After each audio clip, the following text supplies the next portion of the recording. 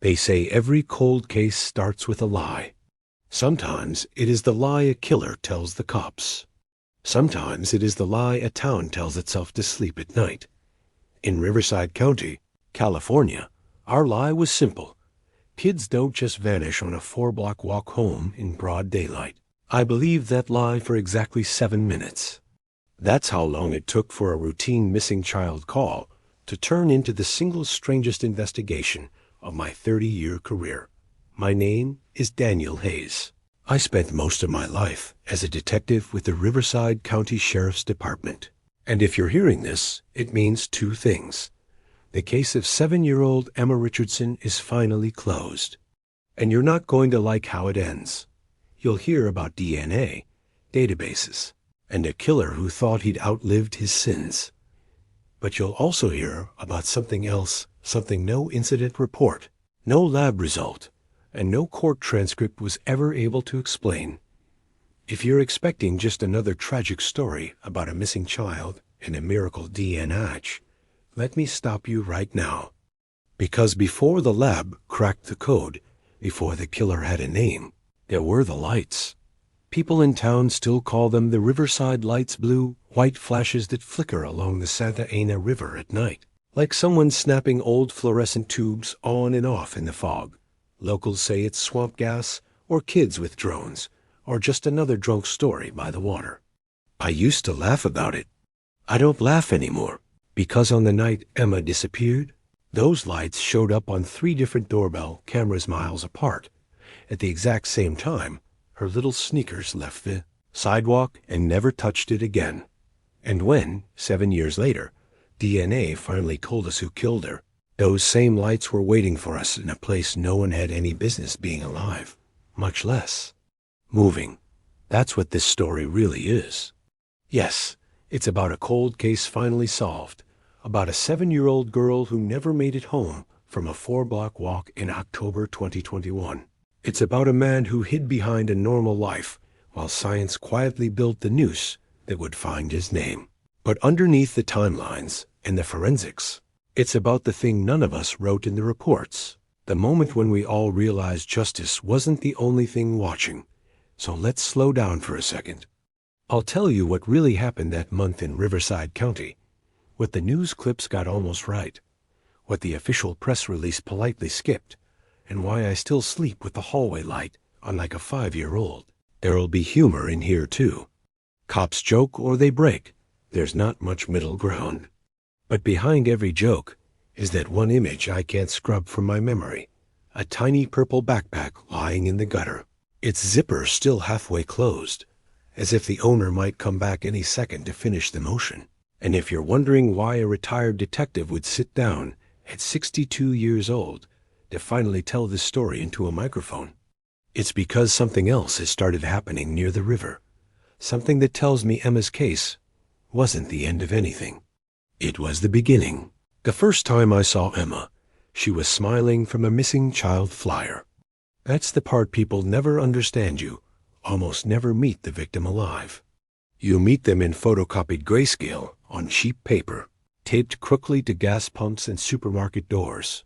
Her picture looked better than most.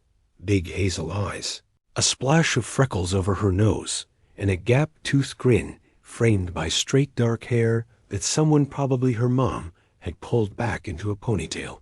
The call came in on a Monday in late October 2021. Cool air, high blue sky, one of those smug California days that makes the rest of the country hate us. The dispatcher's voice was calm, but clipped. Unit 12, be advised, we've got a 7-year-old female. Last seen walking home from school. 4-block distance, never arrived. Parents on scene, requesting assistance. 4 blocks? I said, sliding into the driver's seat of the cruiser. Maybe she found a better playground. My partner, Lopez, gave me a look over the hood. You ever notice you say the dumbest things right before life goes sideways? He asked. He wasn't wrong. By the time we reached the Richardson house, the street was already a theater of panic. 2 patrol cars, a fire engine idling just in case, neighbors clustering on sidewalks, clutching their phones like talismans. Someone's dog barked nonstop, as if trying to fill the space Emma should have been making with her own noise. The Richardsons lived in a modest one-story stucco with a faded American flag out front and a Halloween skeleton leaning at the wrong angle by the porch. It was 3 days before the 31st, and the decorations felt suddenly obscene plastic skulls and fake cobwebs when a real nightmare was taking shape. Emma's mother, Claire, met us in the driveway. Her face was pale around the eyes in a way makeup can't fix. She held a phone in one hand and Emma's other shoe in the other, as if she couldn't quite decide which one proved her daughter existed more. She never walks alone. Not really alone, Claire said, words tripping over each other. It's 4 blocks, 4. We've done it 100 times. I can see the school from our porch if I stand on the step and lean. Her husband, Mark, put a hand on her shoulder, but he looked just as hollowed out. His T-shirt had the logo of a local plumbing company on it, and there was a smear of something, maybe grease, maybe dirt, along his left forearm. People always remember useless details from days like this. Sometimes that's all you get. We'll find her, I said, the first official lie of the day. We're going to start with the root, Lopez added, more practically. You said she leaves school at what time?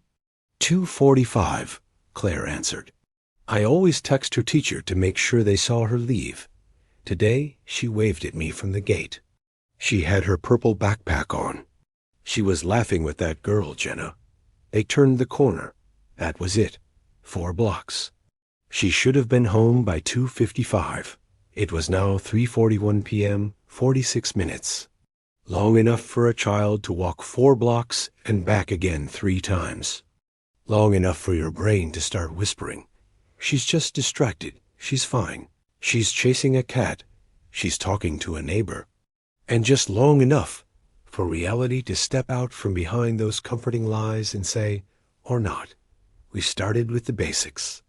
The walk from the school to Emma's house was, on paper, the kind every parent in America dreams about.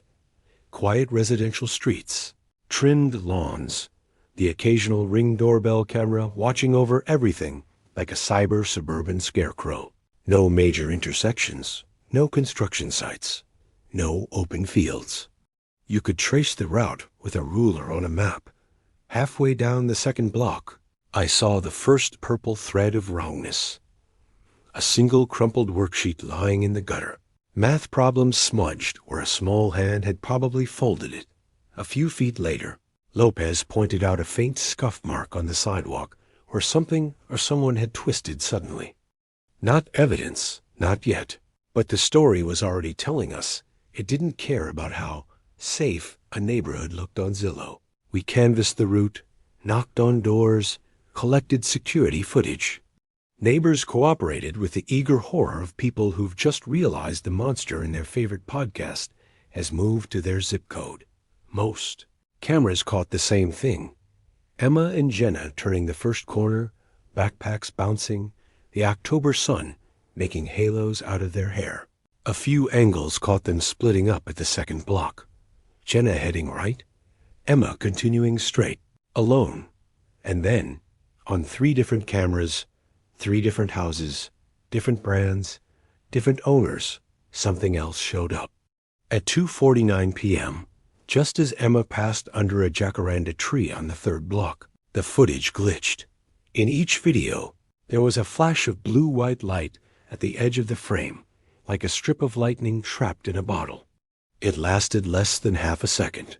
In the first video, the light streaked across the sidewalk behind Emma.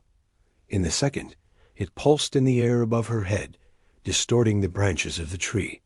In the third, it appeared not on the street at all, but reflected in the glass of a parked car, as if something had flared open right behind the camera itself. Power surge? Lopez suggested, squinting at the tablet as we played the clips in a loop. 3 houses, 3 different setups, same time code, same flash? I shook my head. That's some very organized electricity. I tried to be funny. That's what you do when your gut is starting to say things you're not ready to say out loud. Because here's the part that never made the press, In all 3 videos, when the flash cleared, Emma was gone. No figure stepping from a car. No stranger's hand on her arm. No screaming, no struggle, no car door slamming shut. 1 frame, little girl walking under a tree. Next frame, empty sidewalk, leaves still shivering from a wind you could not feel. We froze the images, enhanced them, sent them to techs who knew more about compression artifacts than about people. They shrugged and gave us words that boiled down to weird glitch. They circled the blue-white flare, speculated about lens flares and refraction and firmware bugs. None of their explanations could account for the missing 7-year-old in the very next frame. That night, after the first fruitless sweep with K-9 units and volunteers, I stood by the river with a flashlight and a cup of coffee I'd forgotten to drink. The Santa Ana moved slow and dark, a lazy black ribbon cutting through the county.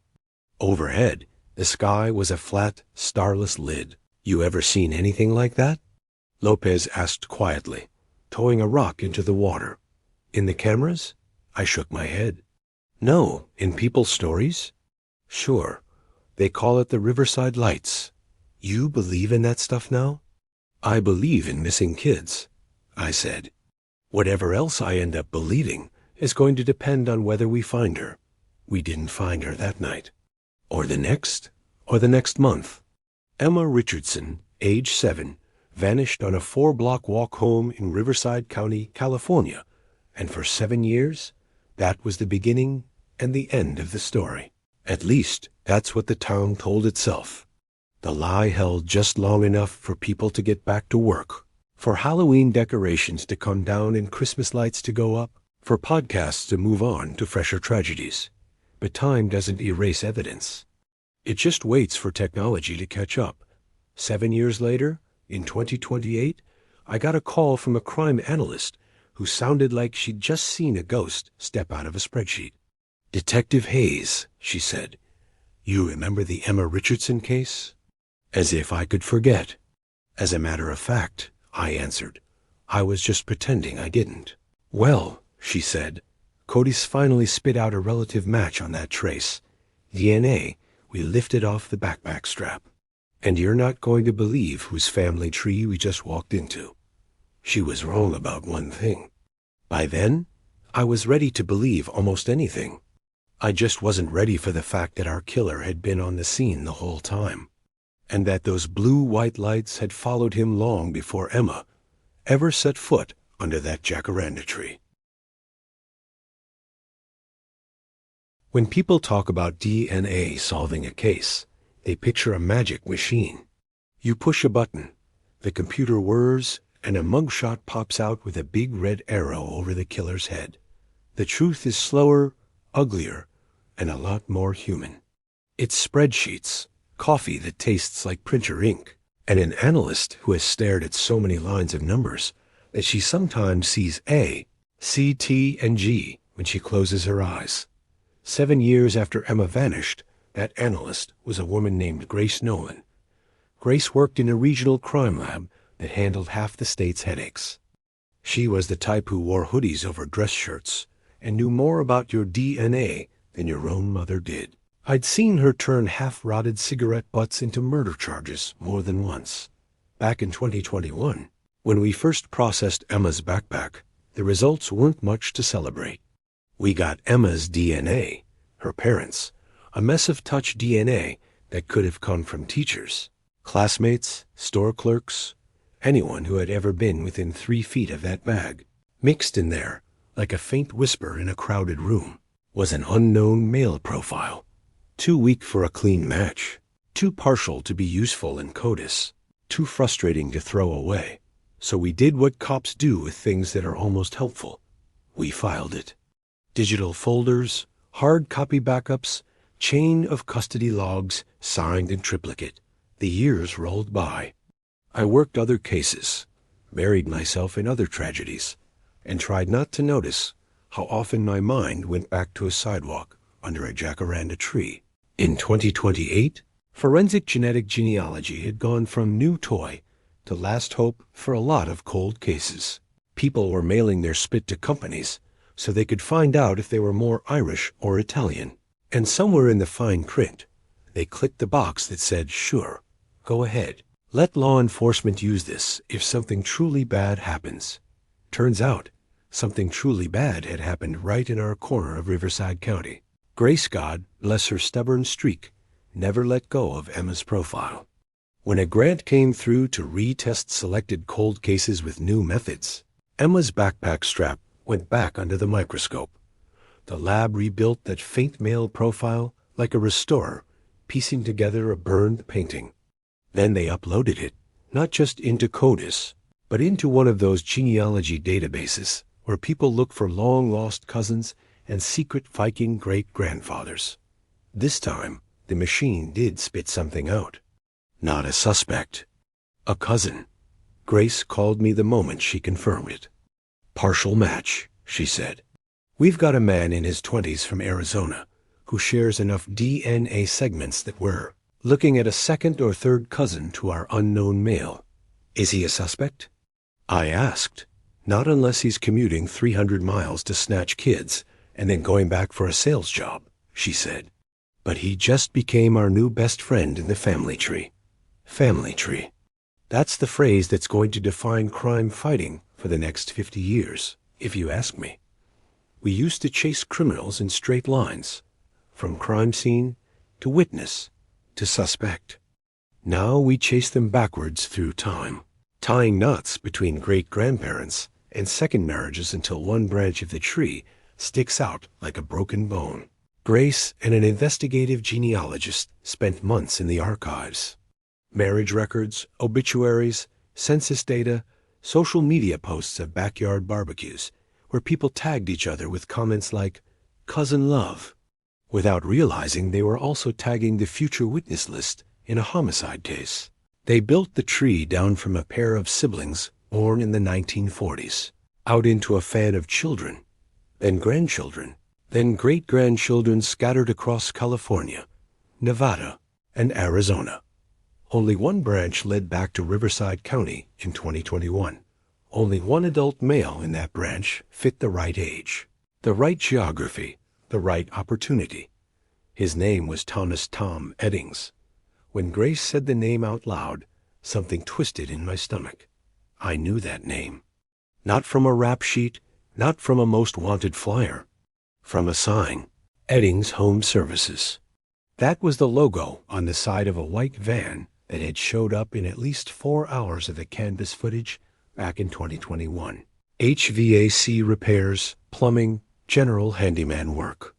We'd flagged the van as part of the background, checked the plate, found a normal licensed contractor with no record, and moved on.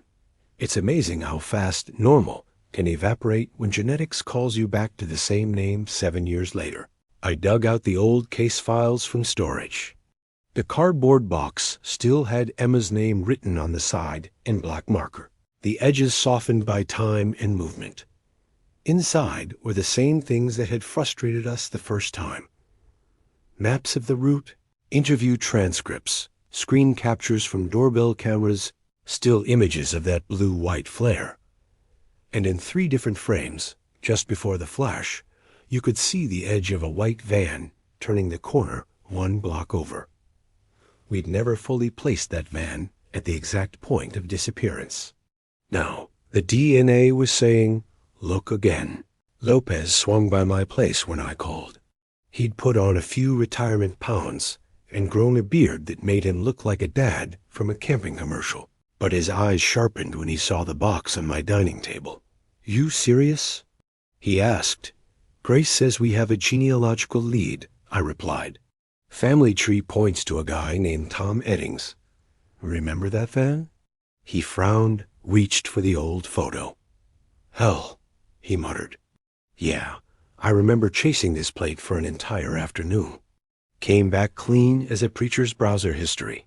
Maybe the preacher found a new hobby," I said. He snorted. "You always did have a way with comfort." We ran Eddings again. In 2021, he'd been living 10 minutes from Emma's school, renting a small house near the river. He'd moved to a different town in 2023 and again in 2026. gradually zigzagging his way east, like he couldn't quite decide if he was running from something or just following cheap rent. No arrests, no DUIs, nothing but a couple of traffic tickets and a contractor's license that had been renewed on time. "You think he knew we looked at him?" Lopez asked. "If he did, he didn't act like it," I said. "Guys who feel heat tend to either move fast or screw up." He did neither. Grace's report came through officially a week later. The unidentified DNA from Emma's backpack showed a relationship consistent with a first cousin once removed to our Arizona match, placing the likely source in the branch containing Thomas Eddings and his siblings.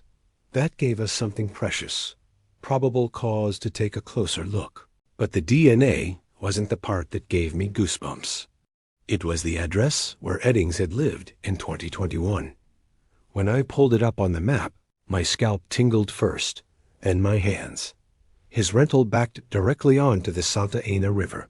Specifically, a stretch locals like to whisper about on late nights and ghost tours. Bend between two old footbridges where people claim to see blue-white lights dancing over the water. The same color we'd caught glitching across 3 different cameras the same day Emma vanished. "Don't say it," Lopez warned, looking at the screen over my shoulder. "I'm not saying anything," I replied. "I'm just noticing that when this guy stepped out his back door, he could have walked to the exact spot those Riverside lights are supposed to show up in about 90 seconds. We coordinated with the local jurisdiction where Eddings now lived. I wasn't lead on the case anymore. Retirement had replaced my badge with a pension and the occasional backache, but Emma's file had my fingerprints all over it, metaphorically and literally. So they let the old man ride along. The plan was simple: get his trash, get his DNA, compare. Trash pulls are one of those things TV dramas love to glamorize. In reality, it's you, at 2 in the morning, trying not to think too hard about how much salsa is left in a crumpled styrofoam cup while you fish out a used napkin. We collected coffee cups, a disposable razor, 2 cigarette butts, and a tissue that looked promisingly gross. The swabs went back to the lab. Grace didn't bother pretending she'd sleep while she waited for the results, and neither did I. When the call came, she didn't even say hello. "Exact match," she said. "The unknown male on Emma's backpack is your guy. It's Eddings." There is a silence that sometimes follows those words. If you're not in this line of work, you'd expect cheering, high fives, maybe someone cracking a beer. But what usually happens is this. Everyone in the room goes quiet as the image of the victim 7 years old, walking under a jacaranda tree, solidifies into something heavier. We'd finally given the monster a name, which meant we had to look him in the face. We picked up Eddings on a Wednesday afternoon. He was working a job at a strip mall, replacing an aging air conditioning unit. The arrest was textbook: no chase, no fight, no half-shouted protests of innocence. When the cuffs clicked around his wrists, he looked less like a predator and more like a tired middle-aged man who just realized his luck had an expiration date. In the interview room, under the familiar hum of old fluorescent lights, I sat across from him, with another detective officially running the show. I was there as historical knowledge, which is a fancy way of saying the guy whose eyes still see a purple backpack every time he blinks. "You know why you're here, Tom?" the detective asked. Eddings shrugged, chains clinking softly. "Old case, I guess," he said. "You cops don't know how to let go. We found your DNA on a missing little girl's backpack," the detective replied. 7-year-old Emma Richardson, Riverside County, October 2021. Remember her? His eyes flicked toward me. Recognition, not of my face necessarily, but of the box I represented, the one he thought he'd successfully buried under years and miles. "I worked a lot of houses back then," he said. "Maybe I fixed something for her parents." "That's funny," I cut in, "because we checked. You never had a scheduled job on their street, or on any of the 4 blocks she walked that day." He frowned slightly, but didn't speak. It was like watching someone try to mentally rearrange their own past while the pieces were being nailed to the table. What were you doing parked one block over from her route at 2:45 p.m. that day? The detective asked. We've got you on multiple neighborhood cameras. White van, your plates, your logo. Doing a quote, he said. Sometimes people pay cash. No paperwork. You know how it is? Who was the customer? He hesitated. I don't remember. It's been years. We let the silence sit. Silence is a better interrogator than most humans. Eventually, he shifted in his chair. You're wasting your time, he said. Even if my DNA's on her bag, it doesn't mean I did anything. That's the thing about DNA, Tom, I replied quietly. It doesn't show up where you've never been. He looked at me then, really looked, and something cold and complicated moved behind his eyes. For a second, I thought he might confess. Instead, he said something I did not expect. You still see the lights? He asked. Every hair on my arm stood up. The detective beside me shot me a quick glance, confused. I kept my face as still as I could. What lights? I asked. He smiled, slow and humorless. You know which ones. Along the river. The blue ones. The ones that showed up on those little cameras when the girl disappeared. No one outside the case file and the tech reports should have known about those flashes. We had never released that detail to the media, never mentioned it in the pressers. To the public, Emma was just another tragic statistic in a world with too many of them. How do you know about the lights, Tom? I asked. His wrists shifted against the metal on the table. I saw them long before that kid ever walked under that tree, he said. And if you think they're done with either of us, Detective Hayes, you're a bigger fool than I thought. For the first time since the day Emma vanished, I felt something worse than anger or grief. I felt recognition. Because in that moment, staring at a man whose DNA had just tied him to a little girl's last known possession, I didn't just see a killer. I saw someone who had looked at the same impossible thing I had, and had somehow walked closer to it instead of away.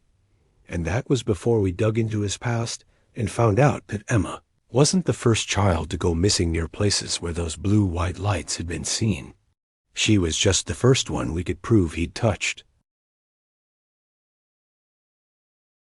He said it so casually, like we were talking about a ball game or the weather. You still see the lights? There's a kind of silence that doesn't show up on recordings. The body hears it even when the microphone doesn't. Your pulse stutters. The room pulls in around the edges, and your brain starts flipping through old memories like a Rolodex dipped in ice water. Across the table, the younger detective scribbled something in his notebook, probably a question mark big enough to drive a truck through. Humor isn't going to help you here, Tom, he said. But I didn't think Eddings was joking. How do you know about the lights? I repeated.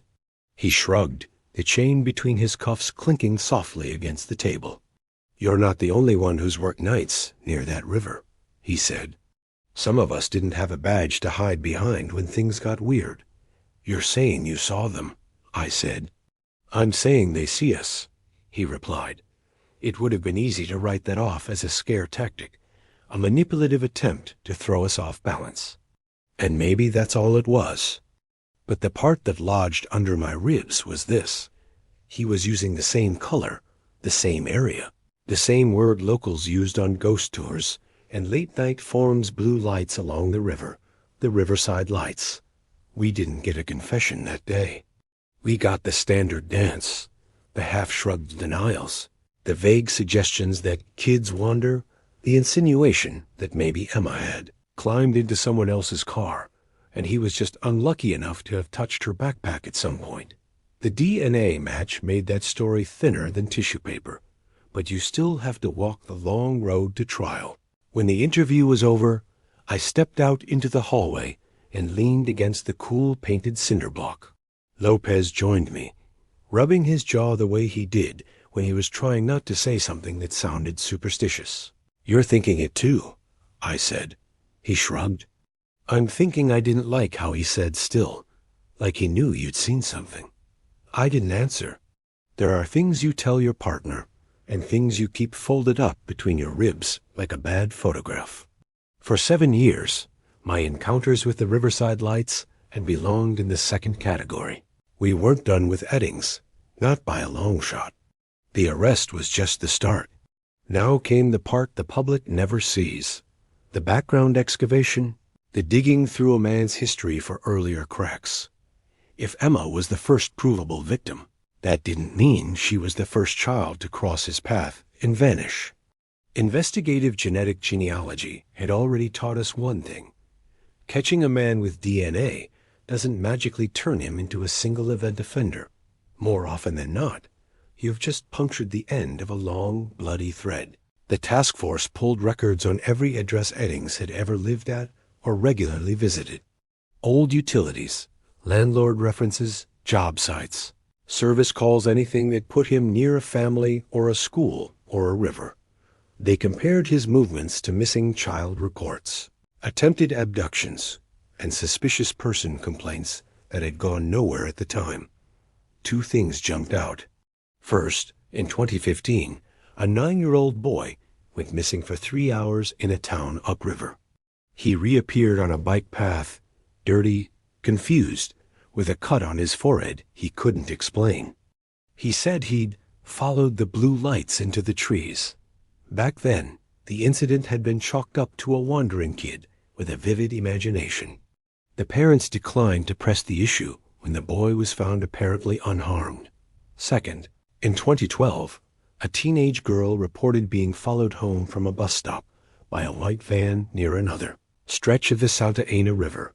She claimed the driver kept slowing down, matching her pace, then speeding ahead and waiting. When cops responded, the van was gone. The description was generic middle-aged white guy, baseball cap, the kind that fits half the county. The report collected dust, like thousands of others. Guess who had a service call 3 blocks away that afternoon? Guess who listed that same river-adjacent road as his favorite shortcut between jobs? None of it was enough to charge him with anything but Emma's case. But the pattern scratched at the back of my skull. Everywhere Eddings went, stories followed, little blips of fear, half-forgotten reports of vans and river paths, and kids talking about strange lights. While the prosecutors built their file on Emma, I asked for something that surprised even me: permission to go back to his old rental by the river. It had new tenants now, a young couple with a baby, and an overworked sense of optimism, if you asked me. They agreed to let us walk the property once they understood why we were there. The house itself was unremarkable. Beige siding, small porch, the constant hush of the river like distant traffic. Out back, a short, beaten-down yard gave way to a line of scrub trees, and then the sloping bank. From the edge of the property, you could see the bend in the water that ghost tours like to dramatize as the heart of Riverside's haunted history. Creepy, if you're into that sort of thing, the new tenant said, bouncing his baby on his hip. My wife thinks she hears singing some nights. I tell her it's just teenagers with a Bluetooth speaker. The baby stared at me over his father's shoulder, eyes wide and unblinking. For a moment, the weight of how close the past had come to repeating itself here made my knees feel lighter than they should have. Do you mind if we walk down to the bank? I asked. As long as you don't spook the kid more than the neighborhood already does, he said. Lopez and I followed a narrow dirt path through the scrub. The river smelled like mud and algae and something faintly metallic, the way it always does when it's pretending to be calmer than it is. It was late afternoon, the sun slanting low, turning the surface into hammered bronze. This where they say people see them? Lopez asked. Right about here, I said, between the 2 old footbridges. Local legends go back to the 50 strange creatures. Blue lights, static on the radio, all the greatest hits. You ever report your own sighting? He asked. I swallowed, the ghost of old embarrassment rising in my throat. No, I said. Last thing I needed was my name in a file next to unexplained phenomena. Cops already talk enough. The first time I saw the lights, had been a year before Emma disappeared. I was working a burglary string, sitting in my car on the opposite bank, half asleep over a cold burger, when my radio turned to pure static. I looked up to see a column of blue-white glow hanging over the water, like someone had cracked a fluorescent bulb and poured the light straight into the air. It didn't move like fire or electricity. It pulsed, almost like it was breathing. I chalked it up to fatigue, a trick of the eyes, some weird combination of fog and distant headlights. Then, after Emma vanished and we saw those glitches on the cameras, the memory started feeling less like a trick and more like a rehearsal. Standing on that bank now, 7 years and a lifetime later, I realized something else. From this spot, you could see not just the water, but the tops of the houses lining Emma's route. One neighborhood over. The distance wasn't far.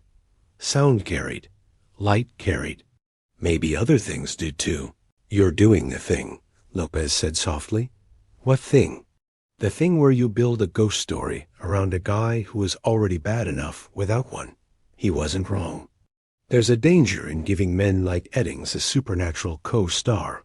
They start to look less like predators and more like puppets. And that's not what victims' families need to hear. But ignoring the weirdness doesn't make it pack up and leave either. Later that week, the DA called a strategy meeting. On the whiteboard went the things a jury understands: DNA, timelines, camera footage, the purple backpack, the van.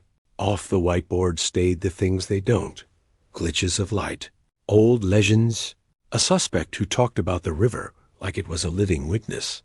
"Stick to what we can prove," the prosecutor said. "Let the ghost tours sell the rest." I nodded, but the division didn't feel clean. Because every time we tried to pin Eddings down on the specifics of that day, where he parked, how close he got to the sidewalk, why his phone went dark for exactly 11 minutes, he dodged. Not with bravado or rage, with a sort of quiet resignation, like a man who'd convinced himself some larger force had already punched his ticket and he was just waiting for the conductor. In one of the later interviews, he said something that never left my head. "You ever think about how many people disappear in this country?" he asked, eyes fixed on the table. "I'm not talking about the ones you find. I'm talking about the ones who don't leave anything you can stick in a database. No hair, no blood, no bones. Just gone." "That's not an argument you want to make right now," the detective warned. Eddings shook his head. "I'm just saying," he continued, "you think you've got this all mapped out. DNA, CODIS, family trees. But there are places where it's like the world has thin spots. You step wrong, you fall through. Some of us just learn how to push." "Push who?" I asked. He lifted his eyes. "The ones nobody will stop looking for," he said. "They shine brighter when they go near the thin spots. The lights love that. Makes them easier to see." A rational part of my brain wanted to stand up, walk out, and file those words under manipulative nonsense. Right next to, "I found her like that, and I was just giving her a ride home." But another part of me, the one that had watched a little girl vanish between frames, the one that had seen blue fire hang over a river with no source, hesitated. At night, back home, I started doing something I hadn't done in years. I pulled out old missing persons bulletins and spread them across my kitchen table. Not just from Riverside County, but from up and down the river system towns that shared the same water, the same rail lines, the same folklore. Kids, teenagers, even a few adults who'd vanished near its banks. Patterns are a dangerous thing in the hands of a tired man. Start seeing too many, and you turn into one of those guys with red string on the walls and no visitors. But some coincidences felt too heavy to dismiss. There was the 14-year-old who disappeared in 2003, walking home from a church event near another riverside town. Witnesses had reported flickering car headlights on a road with no cars in sight.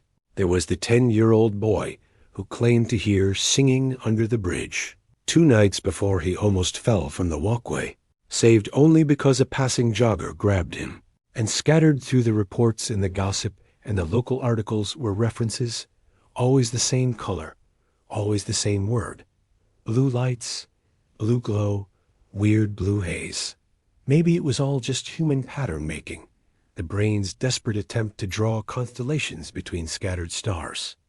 Or maybe there really were thin spots along that river, places where something we don't have a word for yet got a little too close to. People who didn't know they were in danger until it was too late. Emma's case would go to trial on the strength of the DNA, the cameras, and the van. The jury would not hear about blue lights or thin spots or suspects who talked like the river had moods. They would see a man whose genetic code had clung to a little girl's last possession and whose lies crumbled under cross-examination. But for me, the story wasn't going to end with a verdict.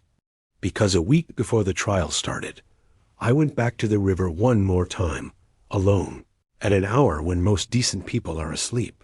And that's when I saw something that convinced me of two things at once. We had caught Emma's killer, and we had not, by any stretch of the imagination, caught the thing that had been watching him. The night I went back to the river, the forecast said clear skies, but the air felt like it was remembering a storm. There's a weight to certain places after dark, a way the temperature drops just a little too fast once the sun goes down. Along the Santa Ana, that weight always felt like someone had draped a wet blanket over the world, muffling distant traffic, swallowing the usual hum of Southern California life until all that was left was water and your own breath. I parked further away than I needed to, out of old habit. No marked unit, just my aging sedan that smelled like fast food and retirement. The town had gone to bed in layers porch lights, TV flicker behind curtains, the occasional laugh from a back patio where someone was pretending it wasn't a Tuesday. Down by the river, it was different.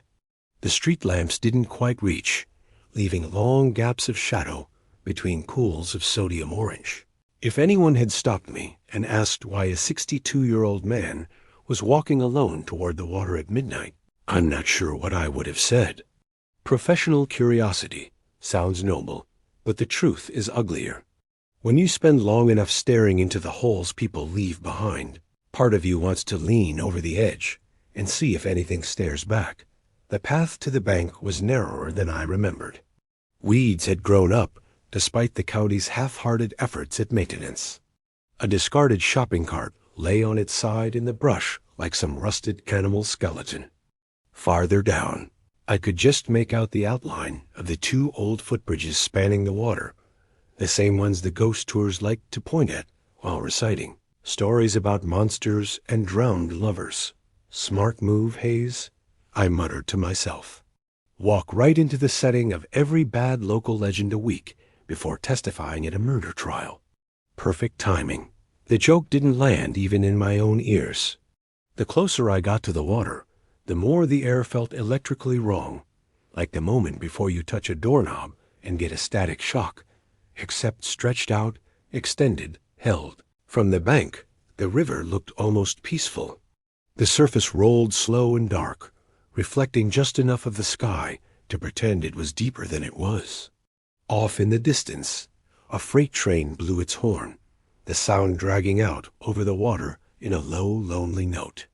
I stood there a moment, listening to my heartbeat compete with the rustle of the reeds. Part of me hoped nothing would happen. Another part knew that if nothing did, I'd never stop wondering.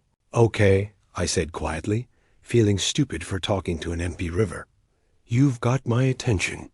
If there's something here besides old stories, and a killer with a flair for the dramatic, now would be a good time to not show up at all, actually. I'm fine with going home disappointed. It's funny how fast bravado collapses when the dark doesn't immediately answer. I started to turn away, telling myself this had been enough, that I'd stood in the place that had spawned too many myths and could now safely file it under nothing unusual. Just nerves. That's when the radio in my pocket hissed. It was an old handheld, the kind retired detectives hang on to, just in case. I kept it tuned to the local channel out of habit, more for company than anything else. The last thing I'd heard from it walking down had been some deputy checking in from a traffic stop. Now the sound cut out mid-sentence and turned into pure static, a harsh, rising hiss that made my molars ache. I lifted the radio, tapped it, checked the volume, the way you do even when you know the problem isn't the knob. Unit 3, say again. I asked, more to hear my own voice than in any real expectation of an answer. The static climbed, peaking in a sharp squeal, and then stopped. Dead silent. Not just the radio. Everything. It's hard to explain what too quiet feels like until you've experienced it. The frogs, the insects, the distant hum of the highway, even the faint whisper of the river. Everything cut out like somebody had thrown an invisible switch. The world held its breath. And then, about 30 yards out over the water, something lit up. At first, it was just a pale shimmer, like a reflection of a car's headlights where there was no road. Then it drew itself together, coalescing into a tight orb of blue-white light. Not warm like a lantern or yellow like a street lamp. Cold, clean, the exact color you see when an old fluorescent bulb flickers just before it dies. The orb hung there, maybe 6 feet above the surface, pulsing. Each time it brightened, the surrounding darkness seemed to bend inward, as if the light were heavier than everything around it. The hairs on my arms stood up. I didn't move. It wasn't paralysis. It was calculation. I'd spent my life walking toward danger with a badge and a gun. This felt different, like stepping onto a floor you're not sure is actually there. Okay, I whispered, throat dry. You've made your point. Trick of the eyes. Some kind of atmospheric. Something. I knew I was lying to myself, and I wasn't doing a very good job. The orb drifted, slow and deliberate, toward the spot directly below Eddings's old backyard. It didn't bob like something riding the current. It moved like it had picked its own path. Then, just as quickly as it had formed, it stretched. The orb elongated into a vertical column, thin at first, and widening. A ghostly curtain of blue-white had rippled as if some invisible wind were hitting it from the side. For a second, I saw shapes inside darker patches, vague outlines that might have been tricks of light, or might have been not. A small figure, a hint of a rounded head at about the height a 7-year-old would be, if she were standing waist deep in water. Emma, I said before I could stop myself. The name came out of me like a cough. The column flared brighter, so intense I had to lift a hand to shield my eyes. The radio in my pocket crackled again. This time, over the static, a fragment of a voice pushed through distorted, warped, but unmistakably human. Detective Hayes. Copy? It sounded like a dispatcher, like a recording of a call from years back, stretched and bent around the wrong direction. I fumbled the radio up, thumbed the transmit button. This is Hayes, I said, heart pounding. Who is this? The line dropped back into that teeth-grinding hiss. Out on the water, the column of light shivered, then snapped back into a tight orb. For a heartbeat, it hovered perfectly still.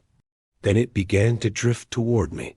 Rationally, I knew there was no reason to think it could cross the boundary between water and land. Rationally, I also knew 7-year-old girls don't vanish between video frames. Rationality and I were not on speaking terms at that moment. Every instinct I had screamed at me to back away. Every stubborn part of me that had ever walked into a crime scene without waiting for backup told me to hold my ground. For better or worse, the stubborn part won. The orb floated closer, inch by inch, until it was hovering over the wet stones at the river's edge. The light didn't reflect on the ground the way it should have. Instead, the rocks beneath it looked flattened, their shadows swallowed. I could feel heat on my face, not the gentle warmth of a campfire, but the dry, hospital lamp heat of something that wasn't built for human comfort. Emma, I said again, softer, if that's you. If any part of you is in there, I am so damn sorry we didn't find you in time." My voice shook on the last word. I hadn't cried about this case in years. Grief in this line of work calcifies if you don't let it out early. It turns into something hard and heavy instead of wet and loud. For a second, standing there with a supernatural headlight 2 feet from my boots, I felt all 7 years hit at once. The orb pulsed once, twice.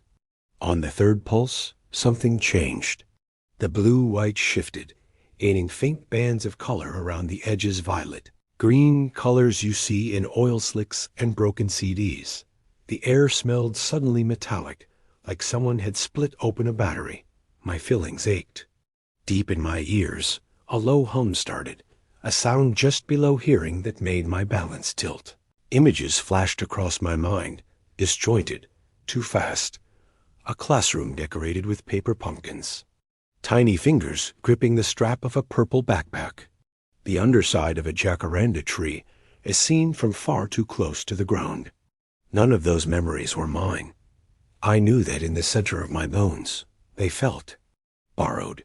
"Stop," I managed, squeezing my eyes shut. "I can't.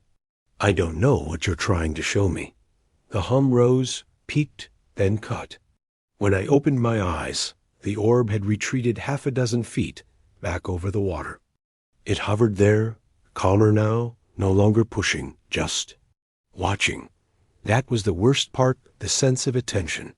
It felt less like a random phenomenon and more like something trying to decide what to do with me. "You're not her," I said, more to anchor myself than anything. "You might have touched her. You might have been there when she went, but you're not her." Saying it out loud clarified something I hadn't realized I'd been confused about. Whatever the Riverside lights were, they weren't ghosts in the simple storybook sense. They were something else in environment, a medium, a kind of weather that did strange things to people who wandered too close. The orb flickered, dimmed slightly, then brightened again. My phone, which I'd forgotten was in my other pocket, buzzed suddenly. The jolt nearly sent me into the mud. I backed up a step, eyes locked on the water, and fumbled the phone out. A new voicemail, time-stamped 2 minutes earlier. No missed call, just the message. The number was blocked. With the orb still hovering at the edge of my vision, I put the phone to my ear and hit play. At first, there was only static, similar to the radio, but higher, thinner. Then, layered beneath it, a small voice. A child's. "Mom, I'm not..." The rest blotted out in a screech that made me yank the phone away. The message ended with a sharp click. The orb over the river flared bright in rhythm, it seemed, with my racing heart, and then collapsed in on itself, like someone had pulled a plug. 1 second it was there. The next, there was only darkness and the normal, messy soundtrack of night crashing back in. The frogs started up first, then the insects, and the distant highway. The radio in my pocket chirped as if nothing had happened, picking up mid-sentence on some unrelated call. I stood alone on the bank, phone still in my hand, listening to the empty silence where that voice had been. Every part of me wanted to rationalize it away. Glitch, prank, crossed signals. Old voicemail from some other case that had somehow resurfaced. But the timestamp glowed on the screen, stubbornly present. Today, 12:08 a.m. on autopilot. I saved the message, forwarded a copy to a secure evidence account I still had access to, and slid the phone back into my pocket. Then I did something I hadn't done in a long time. I said a prayer. Not the polished Sunday morning kind. The raw, muttered variety that sounds more like bargaining than devotion. "If there's anything out here that still has a say," I whispered, staring at the now dark bend in the river, "let that kid rest. Take it out on me if you have to, but let her rest." Nothing answered. No lights reappeared. No phantom voices chimed in. The night went on being the night. Eventually, my legs remembered how to move, and I walked back to the car, every crunch of gravel under my shoes sounding too loud. The drive home blurred streetlights, familiar corners, the soft glow of my porch light like an accusation. I didn't sleep. The voicemail played in my head on a loop, the fragment of a child's voice drifting in and out of static. In the morning, I did what I always do with things I'm not sure how to explain. I boiled them down to whatever could go on paper. I turned over the audio to the DA's office under the label Unsolicited Voicemail, Possible Relevance Unknown. I left out the part about blue-white orbs and rivers holding their breath. I could almost hear the prosecutor's voice in my head. We're trying to keep a jury focused on DNA, Daniel, not open a side quest into ghost stories. He'd be right. But leaving it entirely out of the record felt like lying in a way I hadn't lied since I told Emma's mother. We'll find her. A week later, jury selection started. Courthouses have their own ecosystems: fluorescent light, cheap coffee, the rustle of paperwork, the low murmur of people trying to pretend justice is a tidy process. Eddings sat at the defense table in a collared shirt that didn't quite fit, looking smaller somehow than he had in the interview room. His lawyer wore the expression of a man who knows the science is stacked against him, but is still hoping for a procedural miracle. When it was my turn to testify, I did what the D had asked, stuck to what could be measured. I walked the jury through the October afternoon in 2021, the 4-block route, the doorbell videos, the little girl under the jacaranda tree. I described the backpack, the lab work, the genealogical search that eventually found its way to Thomas Eddings. I talked about trash pulls and tissue samples and probability statistics that made the match to our suspect a virtual certainty. I did not mention thin spots in the world, or orbs over the river, or disembodied fragments of voices slipping into my voicemail at midnight. But as I stepped down from the stand, I risked a glance at Eddings. For a split second, our eyes met. There was no anger there, no plea for mercy. Just a tired curiosity, like a man watching someone else read the first half of a book he already knows the ending to. As I passed behind the bar, he tilted his head the slightest bit, and his lips formed a silent word: lights. Trials in real life don't feel like the movies. They don't move with the rhythm of a well-edited script. They slog. There are sidebars and objections, and long stretches where everyone in the room is talking about rules of evidence instead of the dead child whose picture hangs in the juror's peripheral vision. Still, even in that bureaucratic grind, there are moments when everything narrows to a single point, and you can feel the air change as if the building itself is listening. For Emma's trial, that moment came when her mother took the stand. Claire Richardson walked up in a plain dark dress, clutching a tissue like a life raft. 7 years of grief had carved new lines into her face, but there was something unbroken in the way she looked at the jury, like she refused to let them look away from her daughter's story. She told them about the 4-block walk, about the gate at the school, about the last time she saw Emma's ponytail bounce as the little girl waved and turned the corner. She did not cry at first. Her voice held steady, each detail laid down carefully, like stepping stones across a river she had learned to cross without drowning. Then the prosecutor showed her the purple backpack. It had been preserved as evidence, sealed, labeled, handled with gloves. But there's no chain of custody form in the world that can sterilize a mother's reaction to the last thing her child touched. Claire's fingers trembled as she reached out, not to grab it, just to let her hand hover an inch above the fabric. "Is this Emma's bag?" the DA asked gently. She nodded, finally breaking. "She loved that backpack," Claire said, voice cracking. "She cried when the zipper stuck, because she thought it was broken forever. We fixed it together with pliers.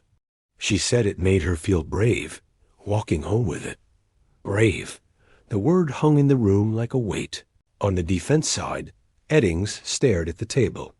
If he felt anything, he buried it deep enough that no one could see. His attorney stuck to the playbook, questioned the reliability of touch DNA, point out the other profiles on the backpack, raised the specter of contamination and lab error. They brought in an expert who talked about partial profiles and alleles, and the possibility, however remote, that innocent transfer could explain the match. It was a strategy built on percentages and doubt, hoping to convince 12 strangers that, almost certain, wasn't good enough when a man's life was on the line. But the prosecution had more than numbers. They had the footage of the white van.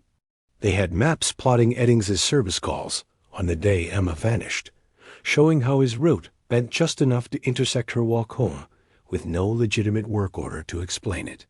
They had cell tower data that showed a gap a small, suspiciously well-timed dead zone in his phone's activity. And they had his own words from the interview room, preserved in clean digital audio. The evasions, the inconsistencies, the little slips that happen when a man is trying to lay new tracks over an old memory. From my seat in the gallery after my testimony, I listened to it all with the strange detachment that comes when you've lived with a story for so long that hearing other people tell it feels like eavesdropping on your own thoughts.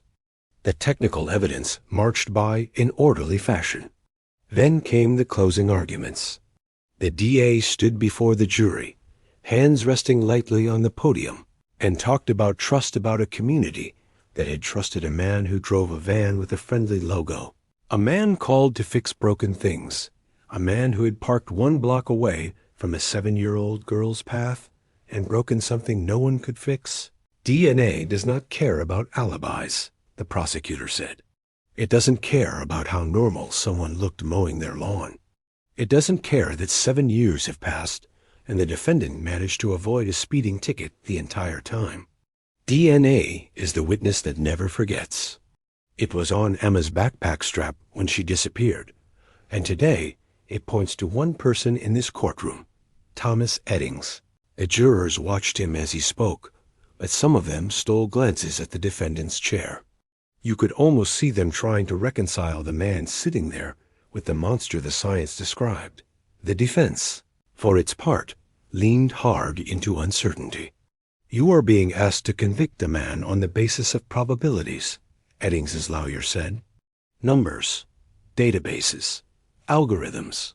We have all seen stories about DNA being misused, mishandled, misinterpreted. A little doubt goes a long way when the stakes are this high. He gestured toward his client. This is not some shadowy figure caught on grainy tape. This is a human being. If you are not absolutely certain, your duty is clear. It was a good performance, polished and precise. If I hadn't seen that purple backpack under a jacaranda tree on a screen for 7 years straight, even I might have felt the pull in it. Juries, though, have their own kind of gravity. You can never fully predict it. They filed out at the end of closing arguments, disappearing into the deliberation room with their notebooks and their serious faces. Time slowed to a crawl. Claire and Mark sat together on a bench in the hallway, fingers intertwined. I stayed nearby, close enough to be there if they needed something, far enough to give them space. Lopez arrived, leaning against a vending machine, arms folded, eyes on the floor. "Think they'll take long?" he asked. "With this much science," I said. "If they do, we've done something wrong, or the world has." They were back in 4 hours. That's not record fast, but it's quick enough to make your pulse jump. Everyone filed into the courtroom again. The bailiff called for order. The judge took the bench, face composed in that neutral, professional way that hides the fact some verdicts stick with them, too. The foreperson, a woman in her 50s with reading glasses perched on her nose, stood holding a folded piece of paper. When she unfolded it, the rustle sounded louder than it had any right to be. "Has the jury reached a verdict?" the judge asked. "We have, Your Honor," the foreperson replied. "On the charge of first-degree murder in the death of Emma Richardson. How do you find?" There was a heartbeat of silence, a compressing of the world into that single narrow beam of time. "We find the defendant, Thomas Eddings, guilty." Claire's breath burst out in a sound that was half sob, half exhale. Mark closed his eyes and bowed his head. On the other side of the room, Eddings did not flinch. He stared straight ahead, jaw tight, as if the word had been inevitable for so long that hearing it aloud didn't change anything inside him. Sentencing came later, but the verdict is what people remember, the moment a cold case stops being a question and becomes a fact. Reporters were waiting on the courthouse steps. Microphones like little metallic flowers pointed at whoever would stop. The DA gave the expected statement. Gratitude to the jury, praise for the investigative team, a nod to advances in DNA technology that allowed justice after so many years. Claire, to her credit, kept it brief. "This doesn't bring Emma back," she said, voice steady, "but it means the man who took her won't hurt anyone else. That's all we ever wanted." Then she stepped away before someone could turn her pain into a soundbite. Out of habit, I drifted toward the side of the building, away from the cameras. The sky was a typical California blue, sharp and indifferent. People came and went, traffic hummed, life moved on, even as one particular story reached its courtroom ending. Lopez clapped a hand on my shoulder. "We did it," he said. "It should have felt like closure." Instead, the word that came to mind was narrower: containment. We had put a name in a box and sealed it with a verdict. The river, the lights, the voicemail on my phone, it was all still out there, unboxed. Later that evening at home, I sat at my kitchen table with a cup of coffee that had gone cold an hour before. The TV was on, but muted, replaying footage of the courthouse steps. The banner at the bottom of the screen read, "Cold case solved after.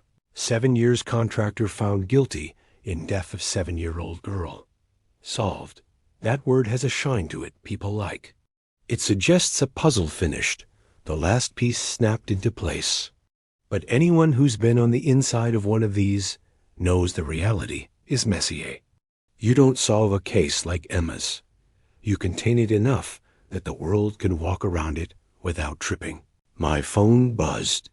A notification from the evidence account. The audio file I'd submitted. The midnight voicemail from the river had been logged, copied, and filed. No one had left a note, no question, no request for context. It would sit there, a digital outlier in a folder full of more conventional exhibits. Part of me wanted to delete my local copy, to pretend it had never happened, to let the story be what everyone needed it to be. A brutal crime, a grieving family, a killer nailed by modern science. Another part knew I'd be lying not just to myself, but to something else that had made itself known that night. I hit play again with the volume low. Static, thin, and ragged. That faint, high-pitched thread of a voice. "Mom, I'm not..." The rest swallowed by noise. I paused it before the screech, thumb hovering over the screen. Who leaves a message like that with no number, no call history, no trace? I'd seen all kinds of technical glitches over the years. Enough to know phones can do strange things when towers hiccup and software burps. But glitches usually repeat. They don't sync themselves to orbs of light on a river like some kind of macabre duet. Sleep that week came in shallow slices. When I did drift off, the dreams were predictable. Rivers, flickering lights, courtroom benches. In one, I was back on the bank, but this time the orb never stopped at the water's edge. It rolled over the stones, up the slope, and into town, gliding between houses like it owned the right of way. Each window it passed lit up with the same blue-white glow. People inside didn't seem to see it. They kept eating, watching TV, staring at their phones. Only the kids looked up, eyes following something the adults couldn't or wouldn't acknowledge. I woke from that one, with my heart racing and my throat tight, the name Emma on my lips. Old detectives talk about case dreams, the way veterans talk about war dreams. They're not always literal. Sometimes the worst ones aren't reconstructions of crime scenes at all. They're the everyday moments you know your victims never got to have birthdays, graduations, arguments over curfew.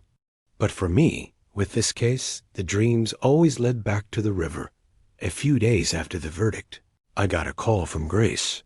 "Got a minute?" she asked. Her voice sounded tired, but there was an undercurrent there, something like hesitation. "For you?" "Always," I said. "What's up?" There was a pause long enough for me to picture her hunched over some workstation, blue monitor light making a halo out of her hair. "It's probably nothing," she began, which is a phrase no one in forensics should ever be allowed to use. "But since you were the one who dropped that audio file into the system, I thought you should know." She explained that the lab's IT team had flagged the voicemail as an anomaly. Not because of the content, no algorithm is tuned for possible ghost, just yet, but because of the metadata. The call's origin was unclear. It had no valid source number, no matching entry in any carrier log they could access. It appeared, in the system's own words, to have been generated locally, like feedback, or like something had used the phone itself as both sender and receiver. "Could be a software glitch," Grace said. "Some kind of weird loop. I've never seen one present exactly like this, but hey, first time for everything." She paused.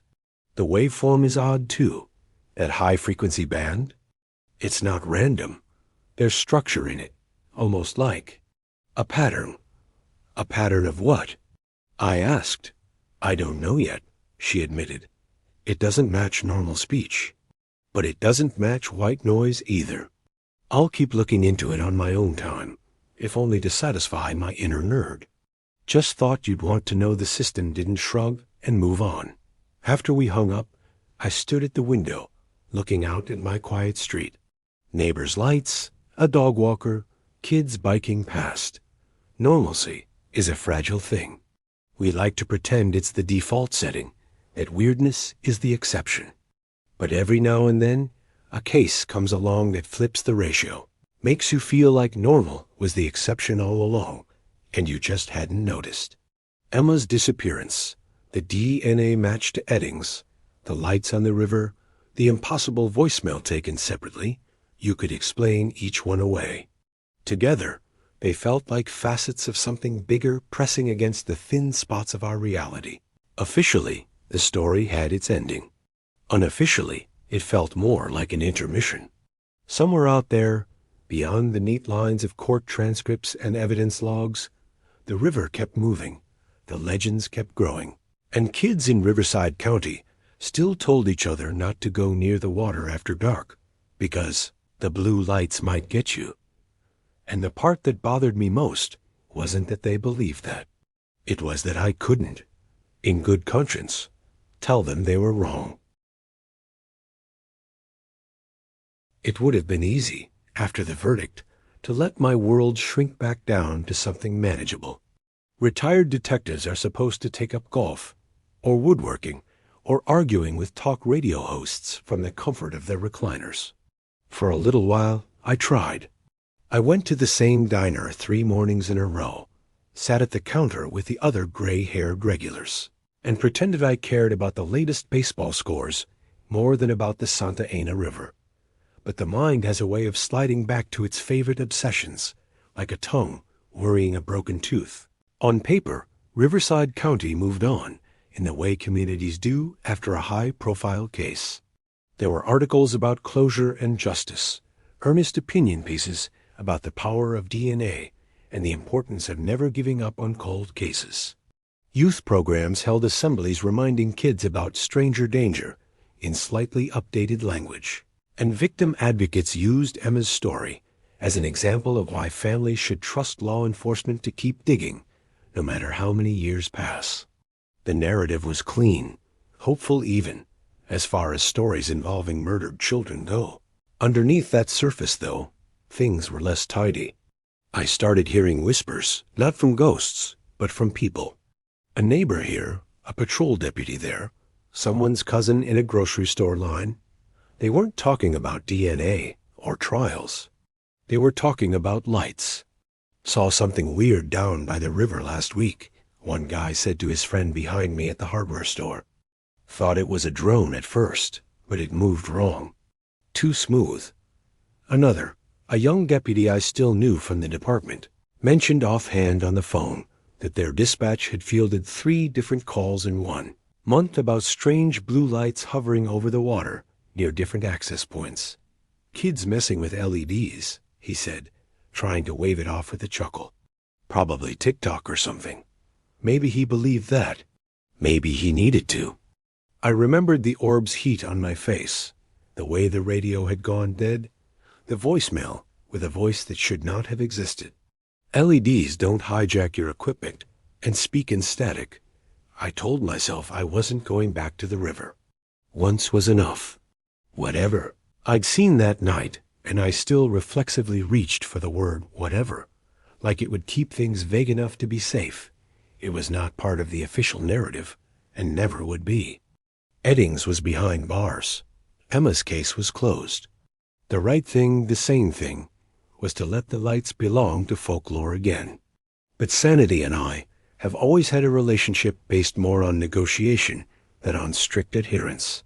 The call that finally dragged me back didn't come from the department or the DA's office. It came from a father. His name was Jonah, and he lived in a subdivision not far from where the river curved behind Eddings' old rental. His son, Mason, was 12. They'd been fishing together at dusk, the way fathers and sons have done since we first figured out how to put hooks on string. A few hours later, I'd be sitting in the living room, listening to a story that sounded uncomfortably like the first chapter of something I'd already read. "Lopez gave me your number," Jonah said over the phone that morning.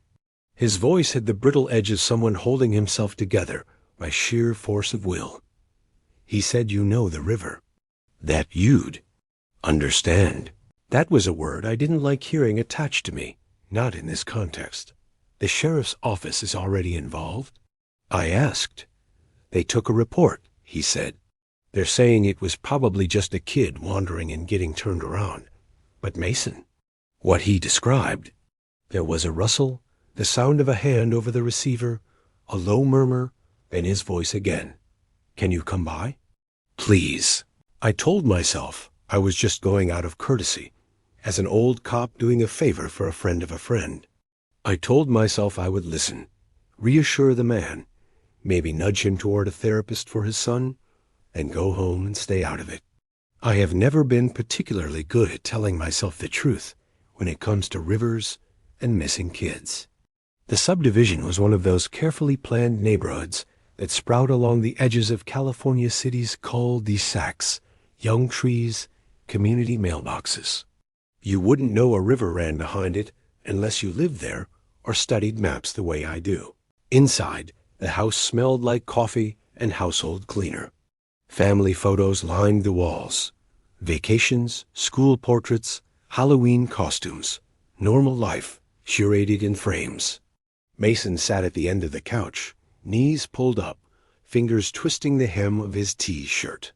He had the hollow-cheeked look kids get when they haven't slept right for a few nights. Jonah's wife hovered nearby, arms crossed tightly, as if she were cold or trying to hold herself together. After the introductions, I did what I'd done 1,000 times in other living rooms. Sat down, made my posture non-threatening, and asked a kid to tell me about the worst thing that had happened to him so far. "We were by the water," Mason said, voice barely above a whisper. "Me and Dad." He was fixing my line because it got tangled. "I got bored, so I walked a little bit down the bank. Not far." I could still see him. Jonah nodded, jaw tight. "I looked back every few seconds," Mason continued. "I wasn't like running off or anything. And then I saw it." He glanced at his parents, then back at me, eyes wide. "The light." My skin prickled. "What did it look like?" I asked, keeping my tone as neutral as I could. "Blue," he said immediately. Like the old lights in the gym at school when they buzz, but brighter. It was over the water at first. Then it started moving, like it saw me. It came closer. His fingers tightened on his shirt. Dad was still messing with the line. I yelled, but he didn't hear me. Everything got really quiet, like when you go underwater in the pool. My ears felt weird. The descriptions lined up too well. The quiet, the approach, the sense of attention instead of random movement. I could feel Jonah watching my reaction, measuring it. "What happened next?" I asked. Mason swallowed. "It got close enough that I could feel it," he said. Like when you open the oven and the hot air hits your face. Only it wasn't hot. It was like when you stand next to one of those big freezers at the store and the air's really cold and dry. And I heard. "Someone." "Someone?" I repeated gently. "A voice," he said. "Right here?" He touched the side of his head. It sounded like a girl, younger than me. She said, "Don't." Just that. "Don't." At that, Jonah's composure cracked. He scrubbed a hand over his face. "He came running back a second later," he said, jumping in. "White as a sheet. I didn't see anything. No lights, no voices. Just my kid shaking and saying we had to leave. I figured it was a snake or some older kids messing around with a drone, but he hasn't slept right since. Keeps waking up saying there's a glow in his room, but he can hear water when there isn't any." He spread his hands helplessly. "I know how this sounds, but Lopez said you might have context. Context. Another word for ghosts we don't know how to name. I could have written it off. Called it suggestion, or a kid overhearing adults talk about the Riverside lights and letting his imagination do the rest. But Mason's description had details that hadn't made it into rumors, that weren't part of the usual campfire embellishments. The specific quality of the silence, the way the air felt, the age and gender of the voice. Too many points on my internal checklist lit up at once. Did the voice say anything else? I asked the boy. He shook his head, then hesitated. "Well, not words," he said slowly, "but I saw stuff in my head. Like pictures, trees, a sidewalk, a purple backpack." The room seemed to tilt. "You've never met Emma's parents, right?" I asked Jonah, more out of duty than doubt. He shook his head. "We moved here 3 years ago. I mean, we know about the case. Everyone does. But we didn't know you back then." "Why?" I exhaled slowly. "Because you just described something you shouldn't be able to describe. I didn't tell them everything then. I didn't mention my own encounter at the river, or the voicemail, or the way Eddings had asked me if I still saw the lights. There's only so much insanity you can pile onto a family already stretched thin. Instead, I offered something more grounded. You did the right thing calling me," I said. "I'll talk to some folks at the sheriff's office. Make sure they take a closer look at that stretch of river. In the meantime, no more fishing trips down there, okay?" Mason nodded emphatically. He'd made that decision on his own already. Back in the car, I sat with my hands on the steering wheel, not starting the engine. Out on the street, kids biked past, laughing. Sprinklers ticked through their rotations, throwing arcs of water onto neatly trimmed lawns. Normal, all of it perched on top of something that felt increasingly abnormal just beneath the surface. Eddings was behind bars. The human predator had been contained, but the environment he'd used, the thin spot he'd exploited, was still very much open for business. As the days passed, more small reports trickled in, not all to me, but enough that word found its way. A jogger who swore she saw a blue glow under one of the footbridges just before her headphones cut out. A group of teenagers who filmed what they thought was a cool, spooky video by the river at night, only to find strange light artifacts in their footage that didn't match any reflection they could recreate. A woman walking her dog who said the animal refused to go past a certain point on the path, whining and pulling away, fur standing on end as if at an invisible fence. None of it would satisfy a court. There were no time-stamped, high-resolution images we could feed into an expert's software and ask, "Explain this under oath." But law isn't the only way humans make sense of the world. Folklore has always been our first operating system. And the Riverside Lights, whatever their ultimate nature, were becoming more active in that folklore again, now fused with Emma's story, with Eddings's name, with the language of DNA and cold cases. The old river ghosts had been upgraded with modern anxieties. Late one night, unable to sleep, I found myself deep in an online rabbit hole about atmospheric ghost lights. Scientists have all kinds of hypotheses: combustion of marsh gases, bioluminescent organisms, reflections of distant headlights bent by temperature inversions. They talk about will-o'-the-wisp, jack-o'-lantern, spook lights, names from Europe, from the American South. From everywhere, humans have tried to put a label on strange lights that hover above wet ground and lure travelers off safe paths.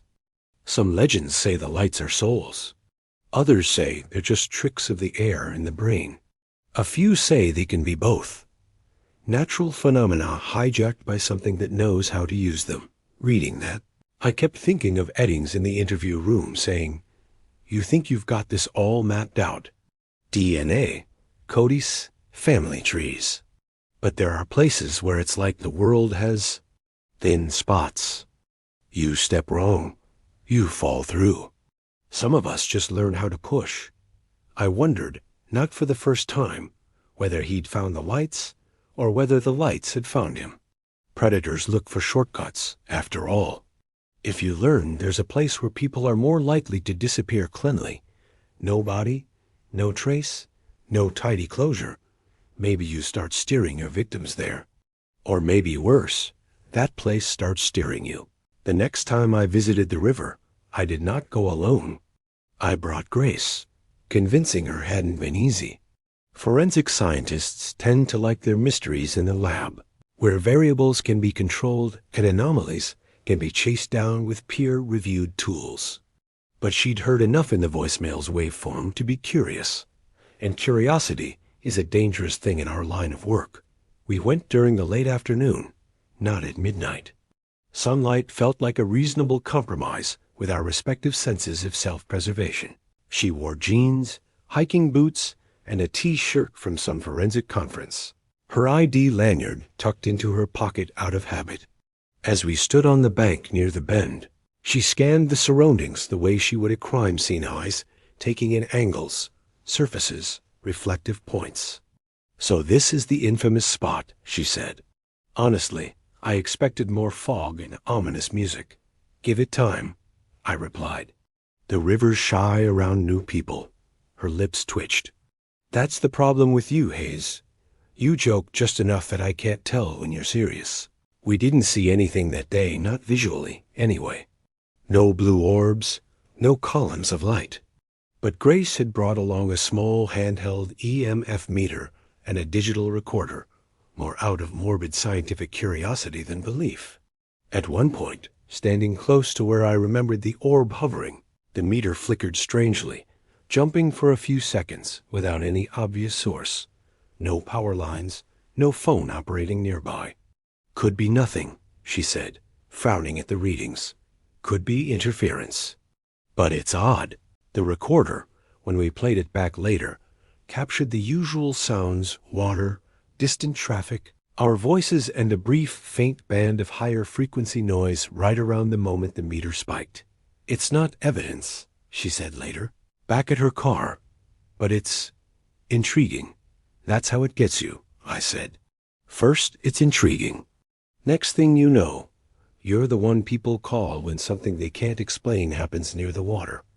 She raised an eyebrow. "Beats being the guy they only call when there's already a body," she said. We stood there a moment longer, watching the slow current. "If there is something here," she added quietly, "I don't think it's finished with you." "Yeah," I said. "I was afraid you'd say that."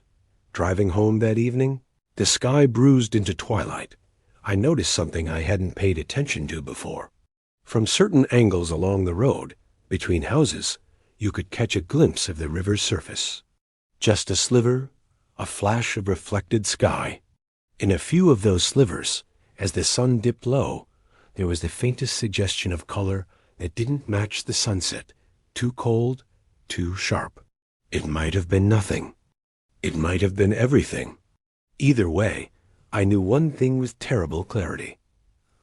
Emma's case had been the first time I encountered the lights in an official capacity, but it would not be the last. And in the background of all of this, far from the river, in a concrete and steel facility upstate, Thomas Eddings was adjusting to life behind bars.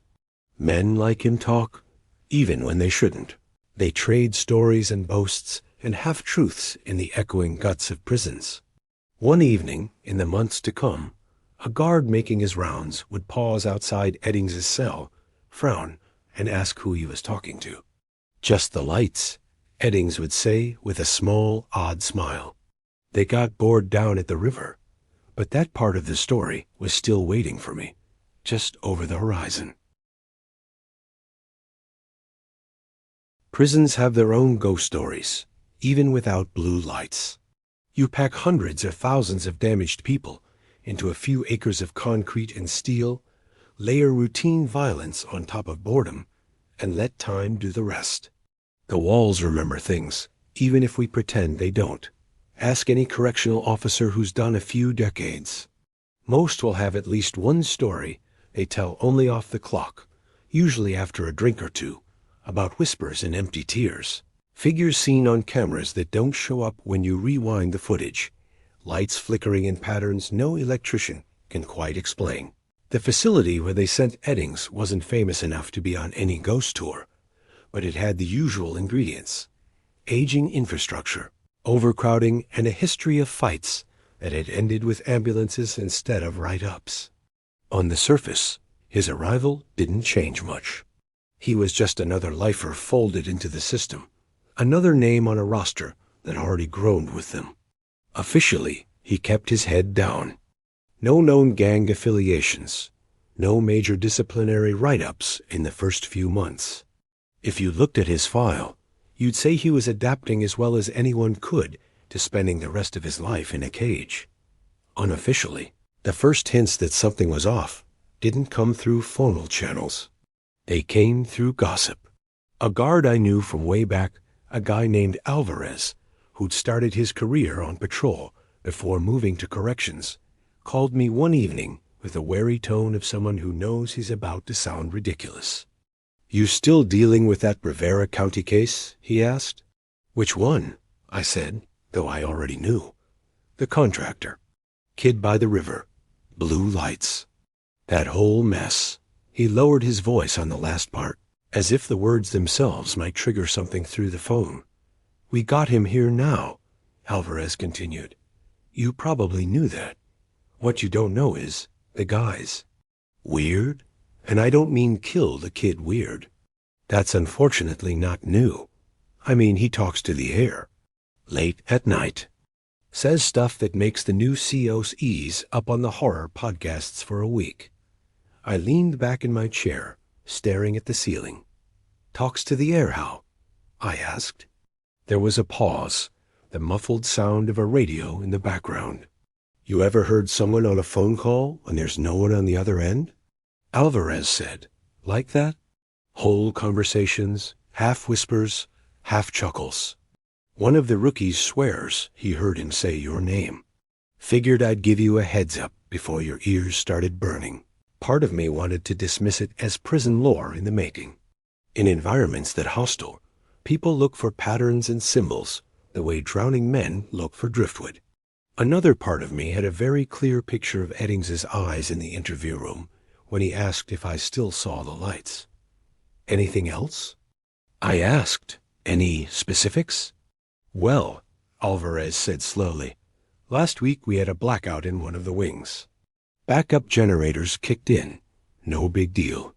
But for about 10 seconds, the cameras on Eddings's tier recorded something screwy. Flickers. Artifacts.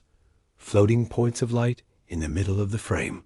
Tech says it's just digital noise. Guys on the floor say it looked a lot like the stories they've heard about your fancy river." I got the recording a few days later. Professional courtesy, channeled through someone who knew someone in the IT department.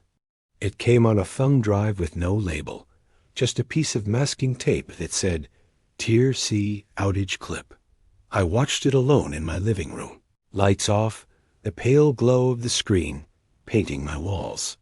The footage was grainy, the way prison cameras usually are, functional, but not cinematic. Rows of cells, dim emergency lighting, the timestamp at the bottom ticking forward. Then, right around the moment the primary power cut, the image stuttered. For 6, maybe 7 seconds, a smear of blue-white flickered in the center of the frame. Not a lens flare. Not a reflection from an obvious source. The smear tightened into a cluster of small orbs, hovering midway between floor and ceiling, drifting just enough that the motion didn't match the static background. In one cell, a figure Eddings sat on his bunk, head bowed. As the orbs brightened, he looked up, directly at the camera, and smiled. Not wide, not theatrical. Just a small, knowing curve of the mouth. The kind you give someone across a room when a private joke lands. My finger hovered over the pause button, but I let it play.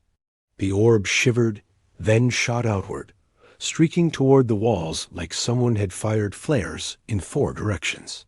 For a single frame, the whole image was washed in that cold light. Then the backup generators kicked fully in, the emergency glow stabilized, and the orbs were gone. According to the log attached to the file, no one on the floor reported seeing anything unusual in those seconds beyond the lights flickering. For them, it had just been another minor infrastructure hiccup in a place held together by the bureaucratic equivalent of duct tape. The rational part of my brain did its job.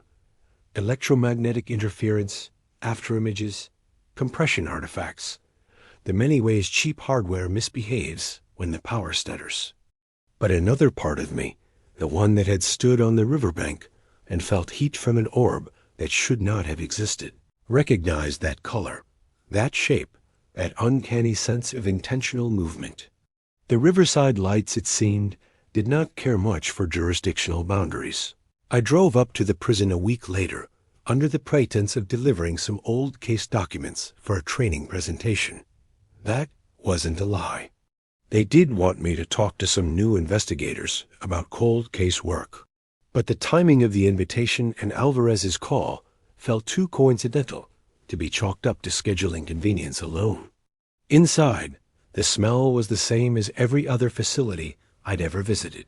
Disinfectant, sweat, institutional food, recycled air. Metal doors buzzed, clanged, slid. Voices echoed in odd, flattened ways down concrete halls. After the training, Alvarez met me by the staff entrance to the C tier.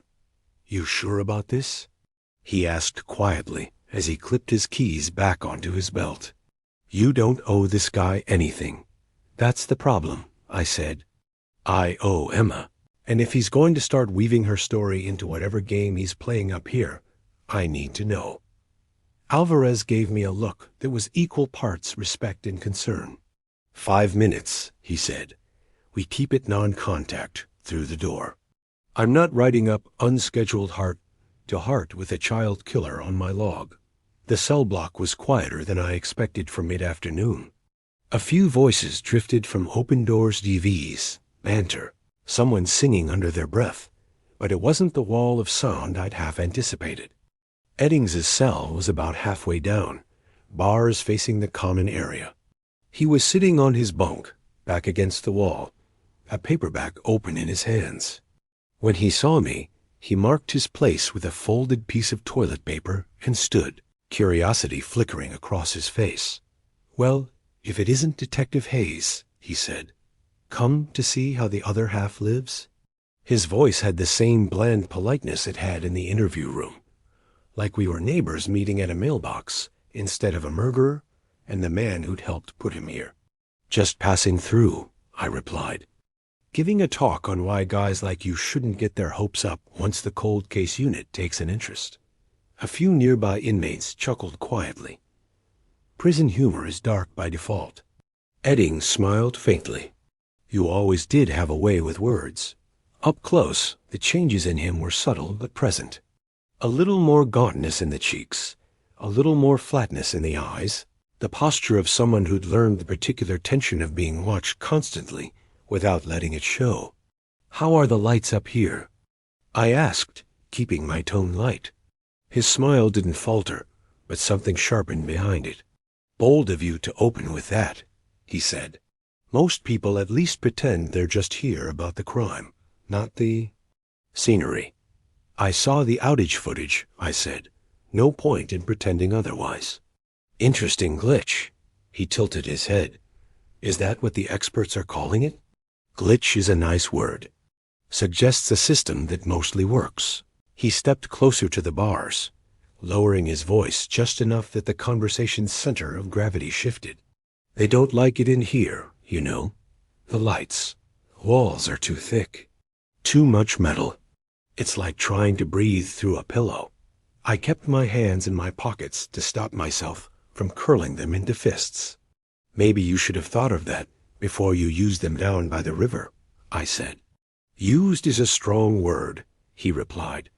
"You make it sound like I had some magic remote control. I didn't build the thin spots, detective. I just recognized them." His eyes held mine, searching. "You recognize them too, sooner or later. That's why you're here. You can feel it, can't you? The way they press against certain places. The way they're pressing now. The hair on my arms rose, though the air in the tier was still." Somewhere behind us, a TV audience laughed on a recorded track. "What do they want?"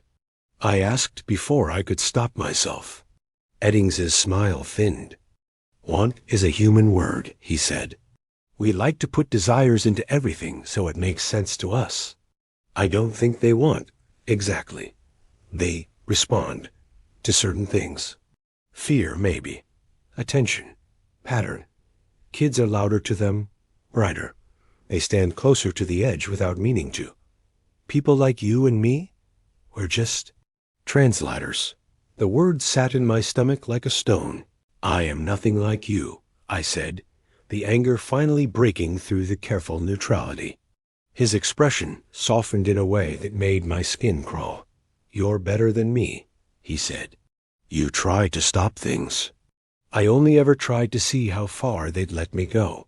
But you stood where I stood, heard what I heard. Took souvenirs even." He mimed holding a phone to his ear. "How's the little voicemail doing? Still on repeat?" My blood ran cold. "No one told you about that," I said.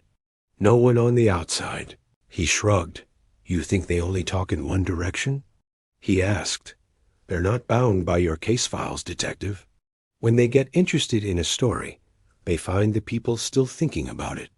They seep into the cracks, pipes, wires, air vents, dreams." He tapped his temple lightly. "You brought them up here with you, whether you meant to or not. They followed the trail of your attention, of her name." Alvarez shifted his weight behind me, keys clinking softly. "Time's up," he said, voice a little too loud, like he was trying to disrupt whatever current was beginning to hum between us and the man behind the bars. I took a step back, eyes still on Eddings.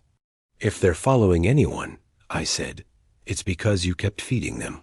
He leaned his forehead briefly against the bars, like a confessional parody. "Maybe," he said. "But here's the thing. Haze cages don't mean much to something that moves through gaps. You can lock me up and throw away the key. They'll still be out there, looking for the next bright one by the water." On the drive back, the prison receding in the rearview mirror, his words refused to settle into any comfortable category. Were they the ramblings of a man adapting badly to confinement, channeling his guilt and fear into elaborate metaphysics? Or were they, in their own warped way, a warning from someone who'd stared into the same inexplicable phenomena I had and chosen a monstrous way to interact with it? Clinical literature on incarceration will tell you that isolation, monotony, and constant threat distort perception. Men under those pressures see and hear things that may or may not be there. But those distortions usually reflect their own histories, their own traumas. Eddings's language matched things he shouldn't have known. That night, sleep didn't come at all. I sat on my back porch instead, watching the sky go from deep blue to black. Streetlights hummed. Far off, A siren wailed briefly and then quieted. I found myself thinking of translators, of thresholds, of how many stories across cultures warned about lights by the water that lure travelers away from the safe path. Will, oh, the wisp in old marshes, corpse candles in graveyards, ghost lights over deserts. Maybe, I thought, we just found Riverside County's version, a phenomenon that had always been there, waiting, and a man who'd turned it into an accessory to murder. The more disturbing possibility was the one I could barely articulate, even in my own head, that the phenomenon itself had learned something from him. Predators adapt. So do ecosystems. If the lights were some kind of atmospheric quirk, they shouldn't have patterns. But if something non-human had discovered, through repeated contact with a mind like Eddings's, that human fear and attention made it stronger or more coordinated, or more able to interact, then Emma's case might mark not just the exploitation of a thin spot, but an evolution. A week later, Grace called again. "I've been playing with that waveform," she said without preamble. The one from the voicemail. Her voice had that wired, sleep-deprived edge it got when she'd fallen down a data hole. "Remember how I said there was structure in the high-frequency band?" "Vaguely," I said. "I've had a few other things on my mind." She snorted softly. "Well, I mapped it differently. Not as a continuous sound, but as a series of pulses. When you do that, you get a pattern. And when you overlay that pattern on the temporal spikes from the EMF readings by the river and on the anomalies in the prison outage clip," she trailed off, "they match, Daniel. Close enough that I'd be comfortable saying, in lab terms, we're not looking at coincidence." "What does that mean?" I asked. "It means whatever's at the river, and whatever ghosted your voicemail, and whatever danced across that prison camera. It's the same signature. The same source, for lack of a better word." She hesitated. "And there's one more thing. When I slowed it way down, adjusted for the distortions, there is something in there that looks disturbingly like a human speech pattern layered under the noise. Not clear enough to stand up in court, but clear enough that I'm not sleeping well." I thought about telling her to stop, to burn the data, wipe the drives, let the lights go back to being campfire stories and late-night forum posts. But that's not who she is. And if I'm honest, it's not who I am either. Some part of us, the part that signs up for jobs involving blood and questions with no good answers, leans toward the unknown, even when every survival instinct screams otherwise. "Send me what you've got," I said. "And Grace, maybe don't spend too many nights alone in the lab with this stuff." She laughed once, without much humor. "Too late," she said. By then, the line between the Emma case and whatever the lights represented had blurred past the point of separation. Parents in Riverside were telling their kids not just to avoid strangers, but to stay away from the river after dark. Ghost tours were weaving Emma's name into their patter, cheapening and honoring her in the same breath. Online, amateur investigators were spinning theories that ranged from secret government experiments in the water, tabled to shared hallucinations induced by some rare kind of mold. Through it all, one fact remained solid in my mind. A 7-year-old girl had vanished on a 4-block walk home, and a man whose DNA ended up on her backpack had learned to stand in the doorway of something we don't understand and shove. As for me, I found myself at a crossroads I hadn't anticipated when I first signed on as a young patrol officer decades ago. My job had always been to put human names to human crimes, to draw clean lines where life had scribbled in chaos. Now, I was looking at a line that refused to stay clean. On one side was justice as the system defined it, a verdict, a sentence, a life behind bars. On the other was a river that glowed blue in the dark, a pattern whispered in static, and the sickening suspicion that, in solving Emma's case, I'd been drafted into a larger story I had no idea how to finish. In the end, it wasn't a grand revelation or a Hollywood-style showdown They pushed me back to the river one last time. It was a school event. Emma's old elementary held a memorial tree, planting on the anniversary of the verdict's 7 years, and some change after she vanished on that 4-block walk home. They invited me, along with Lopez, the DR, a couple of patrol officers who'd knocked on doors that first terrible afternoon. The kids sang a song about hope that had obviously been chosen by adults, all swelling choruses and simple lyrics. Parents wiped their eyes. Teachers stood with that particular combination of pride and grief you only see when they talk about a child who should have made it to their class and didn't. Afterward, people came up to say the usual things. "Thank you for not giving up. I don't know how you do this job. It must feel good to have closure." I nodded, said the phrases I've learned over years of funerals and community events. We just did our jobs. Emma deserved no less. Justice is a team effort. Some of it was true. None of it was enough. When the crowd thinned and the sun started to lean toward late afternoon, I found myself standing off to the side, watching the new tree's leaves shiver in a faint breeze. That was when Claire walked up beside me, hands tucked into her coat pockets. "You know this isn't really over, right?" she said without preamble. There was no accusation in her voice, just a tired clarity. I turned to look at her. "We got the verdict," I said. "He's not getting out, not in this lifetime." She nodded. "I know, and I'm grateful." "You know that." She stared at the tree for a moment. "But every morning, I still check the sidewalk out of habit. Part of me still expects to see her turn that corner, backpack too big for her shoulders. The trial didn't switch that off.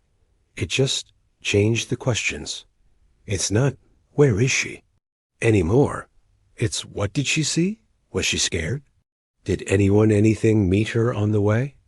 There it was, the thing we never quite say in courtrooms. Facts can answer who, what, when, where. They almost never satisfy the why, not in any way that matters to the people left living." "She was a brave kid," I said quietly. "Every witness said so. Her teacher, her friends. You did that. You raised her that way." Claire's mouth trembled and steadied. "Bravery is for stories," she said. "She was just 7. She should have been allowed to be scared and still come home." We stood in silence for a few beats. "Do you go back there?" she asked finally. "To the river." The question landed like a stone. "Sometimes," I admitted. "Less than I want to. More than I should." She nodded, as if that matched whatever answer she'd expected. "If you ever figure out what's really going on down there," she said, "I don't want the sugar-coated version. I'd rather a hard truth than a soft lie." Then, without waiting for a reply, she squeezed my arm once and walked back toward her husband and the cluster of parents. The new tree's leaves rattled softly, like someone whispering just out of earshot. That night, the river felt inevitable. I didn't dress it up as an investigation, didn't call Grace, didn't ask Lopez to ride shotgun. Some things you have to face alone, or they don't feel real. Twilight had just tipped into full dark when I reached the familiar bend. The water glimmered faintly, catching the last scraps of sky. The 2 old footbridges loomed like skeletal arms, one upstream, one down, bookending the stretch that had become, whether anyone liked it or not, our local thin place. I stood on the bank where I'd seen the orb before, hands in my jacket pockets, breath fogging faintly in the cooling air. "All right," I said into the growing dark. "You've had your fun. You've danced on cameras and whispered in wires. You've haunted a family and a town and a retired cop who should probably be taking up fishing instead of staring at a river he doesn't trust. If there's anything behind these lights beyond quirks of gas and air, now's your last chance to make your point." It felt absurd, talking to an empty river. It also felt, uncomfortably, exactly right. For a few long minutes, nothing happened. Crickets, faint traffic, a dog barking somewhere up the hill. I started to think hope that maybe the season had passed, that the thin spot had thickened again, that the world had snapped back to its default physics. Then the edges of sound dulled. Not as sharply as before, not a switch flipped to absolute silence, but a subtle muting, like someone had thrown a blanket over distant noise. The hair on my arms rose. Out over the water, a pale shimmer gathered. This time, the light didn't snap into existence like a struck match. It grew slowly, coiling in on itself like fog learning how to be solid. A soft, blue-white glow, the same color burned into my memory from the videos and the prison clip, and that night months ago, drew together into an orb about the size of a basketball. It hovered about 6 feet above the water, pulsing gently. The radio in my pocket, yes, I'd brought it. Old habits die hard-hissed once, and then went quiet. My phone buzzed, then stopped without displaying a notification. "Emma," I said, because some part of me still wanted to believe in ghosts, in simple narratives where a child's spirit might drift back long enough to be reassured that her killer had been caged. The orb brightened briefly, then dimmed. That answer, if it was an answer at all, felt like no. Or at least, not just. The hum started in my ears again, low and insistent. Images pushed at the back of my eyes. The corridor of the prison tier, the tree at the school, Mason's pale face in his living room, the purple backpack under a jacaranda, the blue shapes on the doorbell videos, a network, a map, all the places where whatever this was had brushed against our lives. "I know about the thin spots," I said, forcing the words out evenly. "I know you like edges between land and water, light and dark, walls and open air. I know you respond when certain people come close. Kids, the guilty. The ones who are still asking questions long after the paperwork says the case is closed." The orb pulsed, a little faster now. "But here's the thing," I continued. "Emma's case is closed. The man who touched her backpack is where he belongs. You don't get to use her story as a doorway anymore. Not if I can help it." It was a ridiculous assertion on its face, assigning intention and morality to a phenomenon that might be closer to lightning than to any intelligence we'd recognize. Still, saying it mattered to me, if nothing else. The hum rose, peaked, then dropped into a patterned 3 short pulses. A pause, 3 long, 3 short. My brain, ever the detective, tried to parse it like Morse code, even though I'd forgotten half the alphabet. Short, short, short. Long, long, long. Short, short, short. SOS, of course. The most human distress signal we have. Maybe it meant nothing. Maybe my brain was forcing a story onto random noise. That's what we do. That's what I've always done. Pull narrative out of chaos until it looks like something we can live with. "Whose distress?" I asked the empty air. "Hers? Yours? His? Mine?" No answer, unless you count the way the orb's light wavered, edges fuzzing as if it were fighting to hold shape. For the first time, I felt something besides fear and fascination from it. I felt strain, like watching a muscle tremble under too much weight. "You're not built for this either, are you?" I murmured. "For carrying all these stories." The thought was absurd and oddly comforting. That even whatever this was, atmospheric, spiritual, extra something, might be overwhelmed by the accumulation of human horror it had been dragged into. "I can't close whatever door you are," I said, speaking slowly, choosing each word with care. "I'm a man with a badge and a worn-out pair of shoes, not a priest or a physicist. I don't know if you're gas or light or some neighbor universe with a bad sense of boundaries. But I can do this much. I can stop feeding you. I can stop being your translator for this case." Saying it out loud felt like setting down a box I'd been carrying so long, I'd forgotten how heavy it was. Emma gets to be a little girl again in my head. Not bait, not a bright point on your map. Just a kid who should have made it home. The orb flickered. For one instant, it stretched taller, smearing upward toward the sky, then snapped back tight. The hum in my ears broke into a brief spike that might have been the ghost of a voice, and then nothing. The silence was absolute for a heartbeat, a gap in the tape. Then the regular world flooded back in frogs, insects, the distant whoosh of a car on a bridge farther downstream.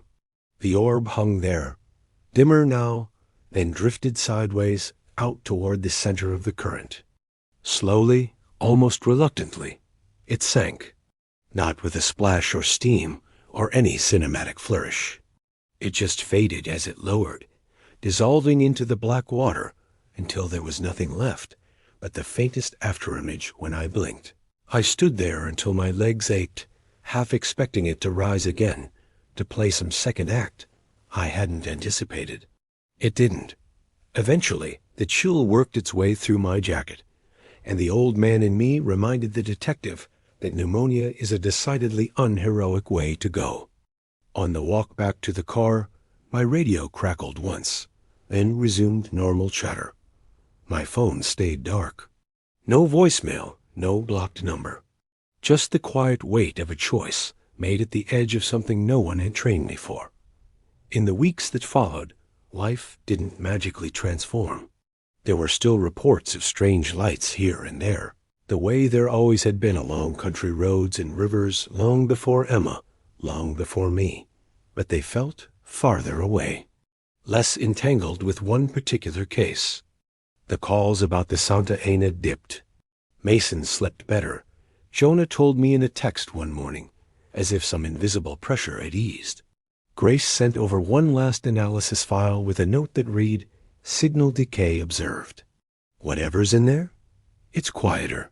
For now, she added a little smiley face she never would have put in an official report. As for Eddings, he remained where he was supposed to be.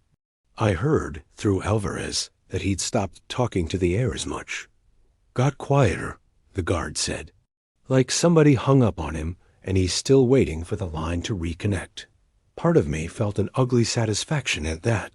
Another part felt something closer to pity, the complicated, unwelcome kind you feel for a monster once you've seen how small his world has become. None of that changed what he'd done. None of it altered the fact that a jury's verdict had been the closest thing to justice this side of the river. I still think about Emma. That will never stop.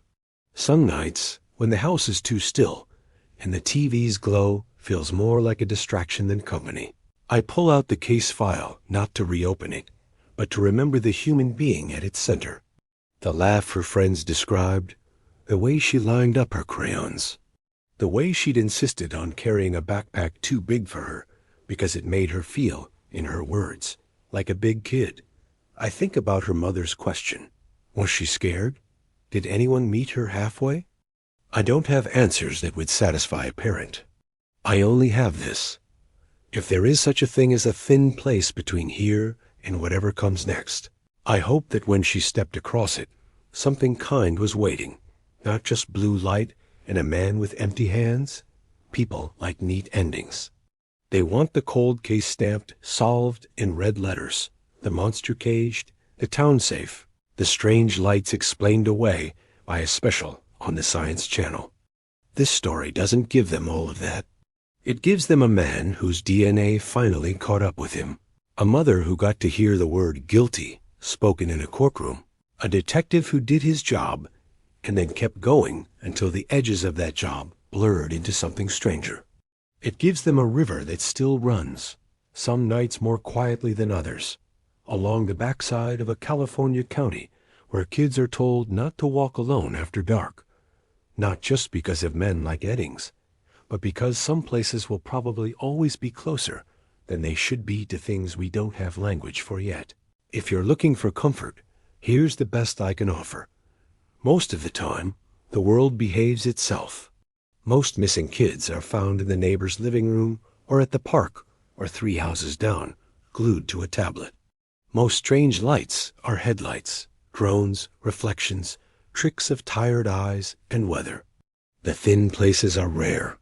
The predators who know how to use them are rarer. And every now and then, when a story like Emma's refuses to let go, people who should probably be getting on with their retirements find themselves standing at the edge of a river, saying a name into the dark and choosing, as best they can, what not to feed. That's the part they don't tell you about cold cases. You don't just solve them. You decide where to stop following the thread. With Emma, the thread led me to a courtroom, to a prison, to a haunted bend in the Santa Ana, and to the limits of what someone like me is qualified to fix. Beyond that is someone else's department priests, physicists, storytellers, maybe whatever waits on the other side of the thin spots. My part of the story ends here. A little girl's name written on a box in the evidence room, on a plaque at a school, and carved into the inside of a man's memory who will spend the rest of his life making sure that, whatever else the lights decide to do, they don't get to rewrite what happened to her.